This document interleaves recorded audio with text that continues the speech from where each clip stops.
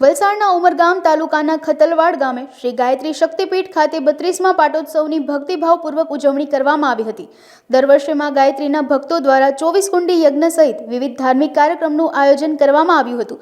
32મા પાટોત્સવ પ્રસંગે પ્રમુખ દીપેશ પંચાલ, અરવિંદ મિસ્ત્રી, કાર્યકર્તા દક્ષા પંચાલ, ગાયત્રી પરિવાર દ્વારા યજ્ઞ પૂજનનું આયોજન કરવામાં આવ્યું હતું। 35 વર્ષથી ગાયત્રીમાં જોડાયેલી છું, પણ અહીંયા આપણા 31 વર્ષથી આ શક્તિપીઠ બન્યું ત્યારથી હું જોડાયેલી છું ને આ મંદિરમાં વર્ષના 5 પ્રોગ્રામ થાય છે ને બધા ધામધૂમથી તે પાટોત્સવ થાય છે, ગુરુ પૂર્ણિમા થાય છે, 2 નવરાત્ર થાય છે અને ગાયત્રી જયંતિ બધા ધામધૂમથી સારી ને એટલી શક્તિ છે કે આજે મારી 76 વર્ષની ઉંમર છે, હું રોજ સવારે 6:30 વાગે આરતીમાં આવું છું।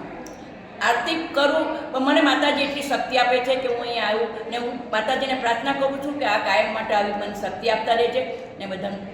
ખતલવાડા ગાયત્રી શક્તિપીઠ 31 વર્ષ પૂર્ણ કરીને 32મા વર્ષમાં પ્રવેશી રહ્યું છે। એમનો 32મો પાટોત્સવ કહેવામાં આવે છે। દર વર્ષે અમે પાટોત્સવ આ રીતે ઉજવીએ છીએ।